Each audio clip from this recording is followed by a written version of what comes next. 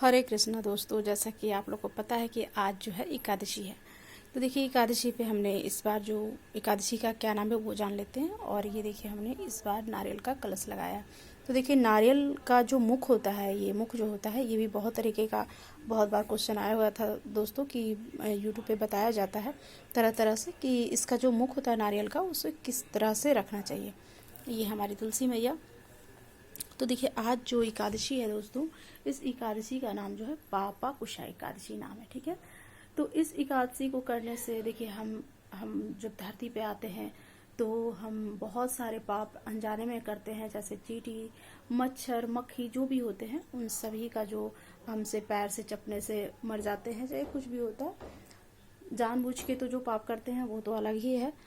उस पाप का तो शायद पाप कुशा एकादशी करने के बाद भी उसका मोक्ष नहीं हो सकता दोस्तों, क्योंकि जानबूझ के कोई भी कार्य किया हुआ ना पाप या गलत काम, उसका मोक्ष नहीं होता मेरे हिसाब से। बाकी प्रभु जाने। और ये हमारा शिव मंदिर, तो भोलेनाथ की पूजा हो चुकी है। देखिए मैंने पूजा, सभी प्रकार की पूजा को मैंने कर लिया है। और दीपक जो है एकादशी पे मैंने बताया है कि अखंड दीपक जलता है। तो देखिए एक ये अखंड दीपक है, ये देखिए जो कलश के पास जल रहा है ये जलता है। और ये एक जो कलश, दीप कलश बनाते हैं,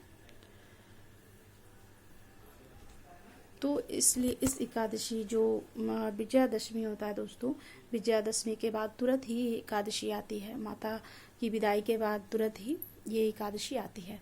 तो ये हमारी माता रानी। और आज भोग में देखिए ये मावे से बना हुआ भोग होता है दोस्तों। तो दूध से बनी हुई मिठाई का भोग आप लगा सकते हैं, पीले फल का भोग लगा सकते हैं, जो भी आपके पास उपलब्ध है वो आप भोग लगा सकते हैं। तो माखन मिश्री का भी भोग लगा सकते हैं। देखिए एकादशी जो ऐसा है कि महीने में 2 आती है। तो देखिए बहुत कभी कभी होता है कि बहुत कुछ सामर्थ्य में नहीं हो पाता दोस्तों, नहीं आ पाता, तो भगवान से क्षमा मांग करके जो भी आपके पास है आप उस प्रकार से भगवान की सेवा कर सकते हैं। देखिए मावे से बनी हुई मिठाई, दूध से बनी हुई मिठाई, घर में भी अगर है अच्छा दूध है तो उससे भी खोवा घाट करके आप मिश्री मिला करके भगवान को भोग लगा सकते हैं। तुलसी पत्र डाल करके, तुलसी दल डाल करके आप भोग लगा सकते हैं, कोई बड़ी बात नहीं है। तो आज जो एकादशी का नाम है पापा कुशा एकादशी नाम है। आज एकादशी करने से जो भी हमसे अनजाने में, जाने में, भूल से अथवा बुद्धि भ्रांत होने के कारण जो भी हमसे अज्ञानता में जो भी गलती होती है, तो इस एकादशी को करने के बाद हमारा जो है पाप जो है थोड़ा कम हो जाता है और हमें अच्छे वैकुंठ की प्राप्ति होती है एकादशी करने के बाद। और हमें अच्छे जगह पे मोक्ष मिलती है और अच्छे जगह पे जन्म मिलती है। तो इस एकादशी को भी करना बेहद ही ज़रूरी होता है।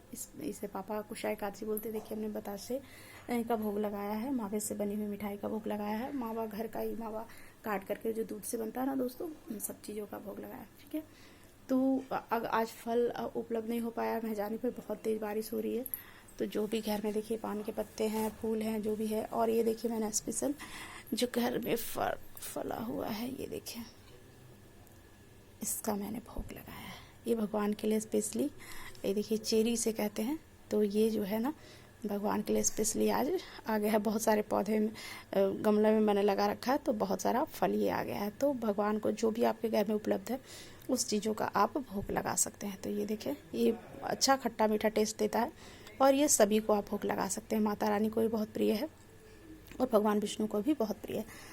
तो यही है, बतासे का मैंने भोग लगाया, मावा से बनी हुई मिठाई का मैंने भोग लगाया घर में ही, और जो चेरी है उसका भोग लगाया है। तो फल नहीं आ पाया था दोस्तों, तो मैंने नारियल का कलश लगाया। तो देखिए जो भी आपके पास उपलब्ध है आप उन चीज़ों से आप भोग लगा सकते हैं, उन चीज़ों का आप भगवान को सेवा दे सकते हैं।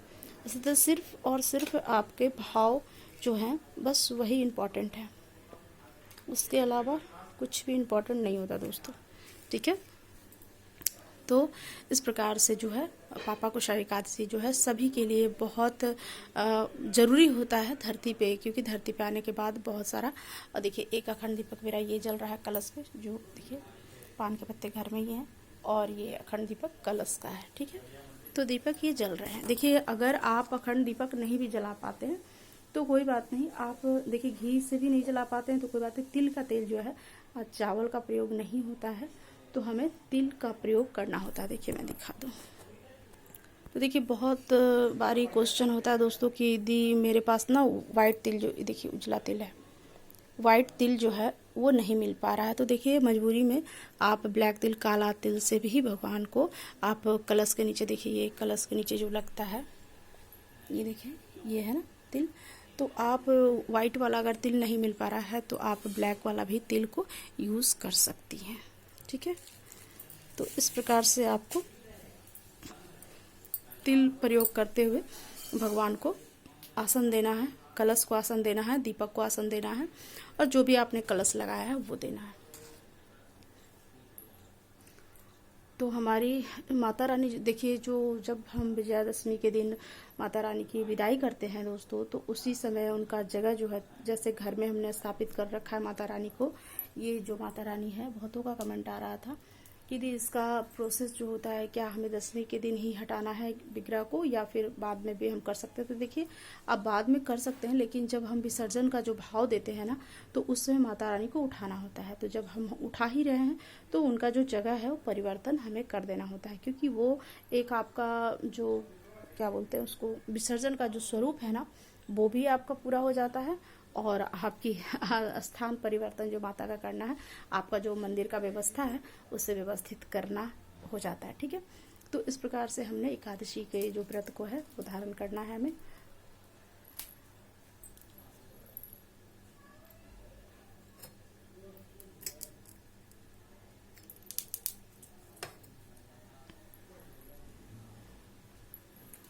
तो पापा कुशा एकादशी जो ऐसा है दोस्तों कि हर एक को एकादशी करनी चाहिए, क्योंकि जाने अनजाने में हमसे बहुत सारी गलतियां हो जाती हैं। देखिए पापा कुशा एकादशी का व्रत कथा क्या है।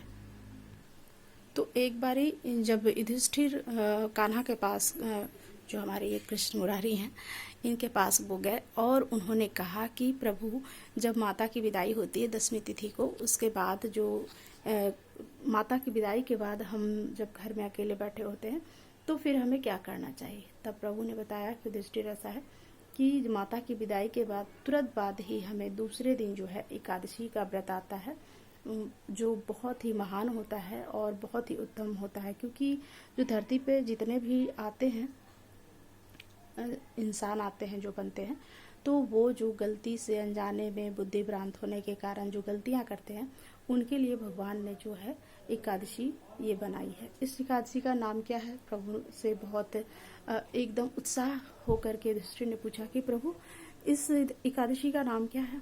तब उन्होंने कहा, देखो इस एकादशी का नाम पापा कुशा एकादशी है। जैसे कि एकादशी का नाम जो प्रतीत हो रहा है दोस्तों, पापा कुशा एकादशी, उससे ही हम समझ सकते हैं कि इस एकादशी का महत्व क्या है और इस एकादशी को करने से हमें कौन सा फल मिलता है। तो ये पापा कुशा एकादशी जो है वो उन्होंने बताया कि युधिष्ठिर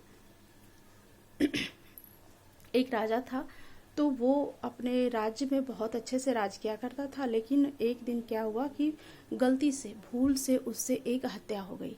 वो हत्या किस चीज की हुई, एक बकरी का छोटा नन्हा बच्चा था और वो इधर उधर खेतों में विचर रहा था। जब महाराज अपने घोड़े और हाथियों के साथ जब वो वहां से प्रस्थान कर रहे थे, तो घोड़े और हाथी का जो झुंड था बहुत बड़ा था, और वो बच्चा जो था, बकरी का जो छोटा सा बच्चा था मेमना, तो वो ना उसके नीचे, राजा जी का जो घोड़ा था उसके नीचे आ गया और वो उनके पैर से लग करके वो कहीं दूर वो उड़ गया। ठीक है, पैर से ऐसे लगता है ना ठोकर, उस प्रकार से लग करके वो बहुत दूर उड़ गया। उड़ने के बाद उन्हें, राजा जी को तो पता नहीं चला, लेकिन दूसरा दिन जो बकरी जो पाला हुआ था, जो चरवाहा था, वो रोते हुए राजसभा में गया और राजा से गुहार करने लगा कि राजा जी, आपने मेरी बकरी को मार दिया, तो आपको मेरा घर कैसे चलेगा, और उसकी माँ जो बकरी है वो बहुत रो रही है, तो आपको पाप लगेगा, हत्या का दोष लगेगा। ठीक है, फिर राजा जी को तो पता ही नहीं था कि मुझसे ये गलती हो गई है, क्योंकि अनजाने में हुआ था।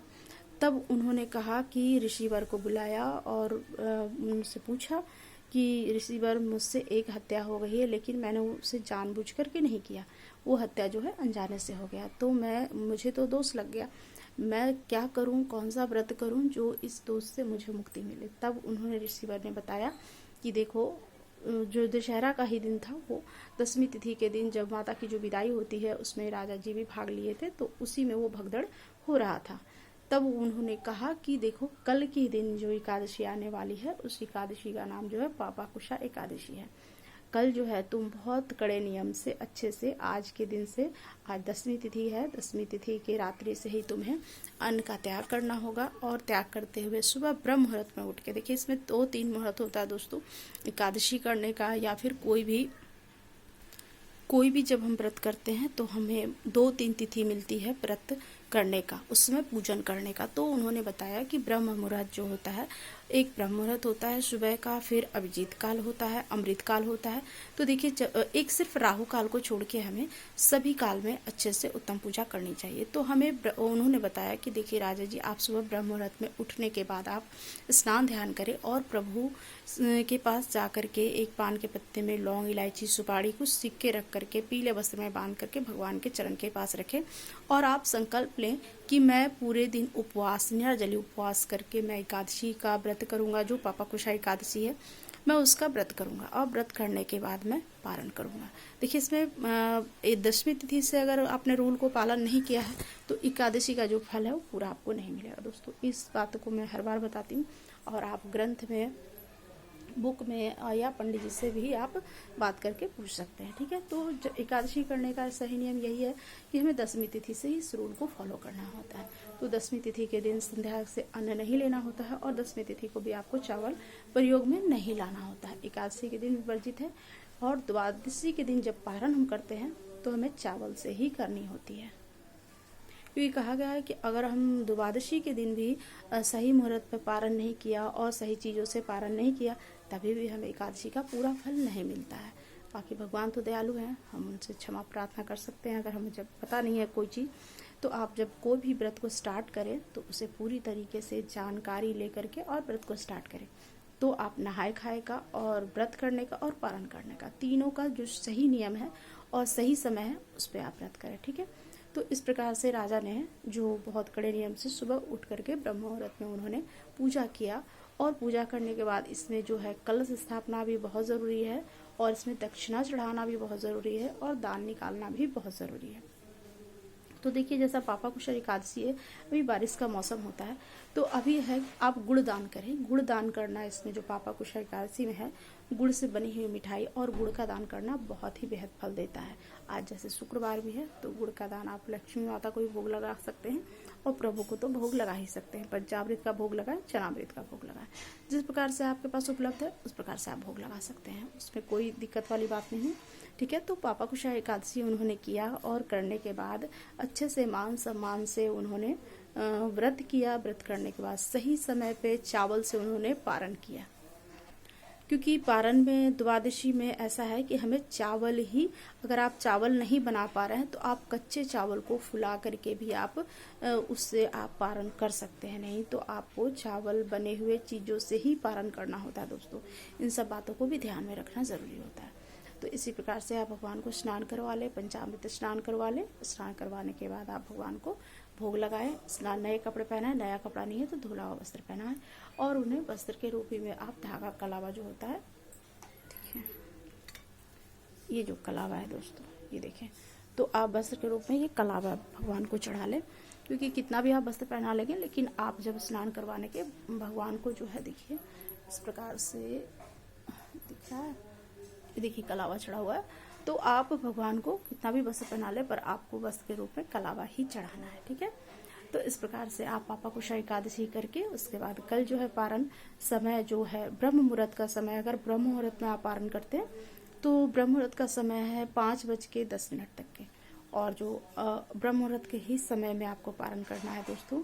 तो आप अभिजीत काल में आज की पूजा जो एकादशी की होती है वो कर ले। संध्या काल में भी जो अमृत काल होता है उसमें भी आप एकादशी का व्रत, अगर सुबह किसी कारणवश आपने नहीं कर पाया तो सुबह का जो है आप उपवास रहेंगे, उसके बाद नहा के धुआ के, क्योंकि हम गृहस्थ आश्रम में हैं दोस्तों तो हमें बहुत सारे कार्य करने होते हैं, पूरे घर को अकेले ही संभालना होता है। तो उस प्रकार से कभी कभी हम लेट हो जाते हैं, कभी हमारा समय निकल जाता है, तो आप संध्या काल में भी भगवान का अच्छे से पूजा कर सकते हैं। तो इस प्रकार से, और होम जरूर है, और होम जो है, होम करते समय इसमें मिष्ठान के रूप में बतासे या गुड़ डालना ना भूलें, ठीक है, क्योंकि होम के ही द्वारा हमें जो हमारा जो पूजा है भगवान के पास पहुंचता है। तो इन सब बातों को ध्यान में रखते हुए हम पापा कुशा एकादशी का व्रत करते हैं। तो सभी को मेरी तरफ से पापा कुशा एकादशी का बहुत बहुत तो सभी को मेरी तरफ से हैप्पी पापा कुशाई एकादशी।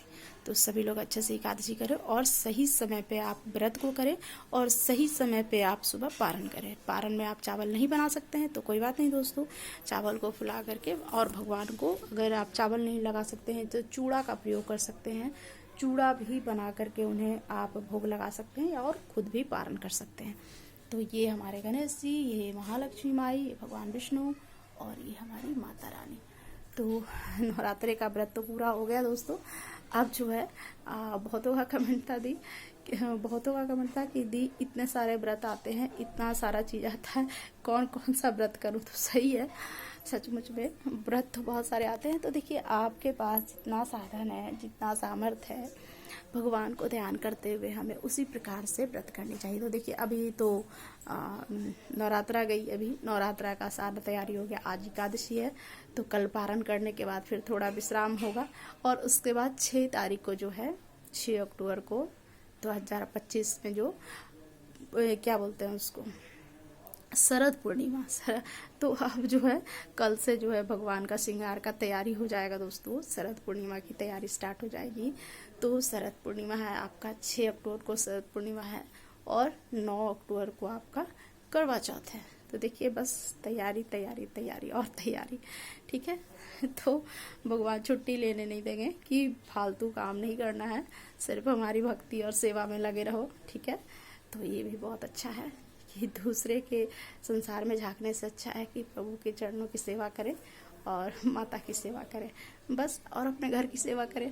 यही तो है हमारा कार्य। तो अब जो है हमें शरद पूर्णिमा की तैयारी करनी है। तो सब लोग भी, शरद पूर्णिमा 6 तारीख को है दोस्तों, तो सब लोग भगवान के लिए, मेरी समझ में नहीं आ रहा मैं क्या बनाऊं, तो मुझे कल से देखना पड़ेगा प्रभु के लिए मैं क्या बनाऊं और राधा रानी के लिए क्या बनाऊं। ये हमारी राधा प्यारी, ये हमारे कान्हा। तो सभी को जो है तैयारी कर लेनी चाहिए अभी से ही दोस्तों, क्योंकि समय बचा नहीं है। आज 3 तारीख है, सिर्फ मात्र 2 दिन समय हमारे पास है। 2 दिन में कैसे तैयारी होगी पता नहीं, वो प्रभु ही जाने, उनकी इच्छा जो होगा, उनका लीला जो होगा वो जाने। तो सभी को मेरी तरफ से पापा कुशाई एकादशी, हैप्पी एकादशी दोस्तों, और अच्छे से एकादशी करें और पारण करें।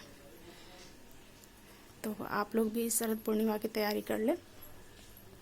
देखिए, उसमें भी वस्त्र का बड़ा महत्व होता है। शरद पूर्णिमा का मतलब है श्वेत चांद की पूजा होती है और श्वेत उजले कलर का वस्त्र जो होता है। तो देखिए, कभी कभी जो उजला कलर का वस्त्र है बहुत ज़्यादा अच्छा नहीं लगता है, या एक ही जैसा बना बना के थक जाता है आदमी, तो आप उसमें हल्का सा जो ऑफ वाइट होता है वो बना सकते हैं, क्रीम कलर का है वो बना सकते हैं। कोई ज़रूरी नहीं है कि आप उजला ही पूरा वस्त्र बना है, ऐसा नहीं है। आप उसमें मिक्स करके बना सकते हैं, हल्का गुलाबी, हल्का बैंगनी होता है जो उस पर बॉर्डर डाल सकते हैं आप, ठीक है। तो इस प्रकार से भी आप कान्हा का वस्त्र और राधा रानी का वस्त्र, ठाकुर जी का वस्त्र बना सकते हैं। तो देखिए, ठाकुर जी कौन सा वस्त्र पहनते हैं मुझे नहीं पता, मैंने अभी कोई तैयारी नहीं की है दोस्तों, और कैसे होगा 2 दिन में मुझे भी नहीं पता। तो अब ठाकुर जी जाने उन्हें क्या पहनना है क्या नहीं पहनना है। तो सभी को मेरी तरफ से पापा कुशाई एकादशी की बधाई हो, ठीक है। तो राधे राधे।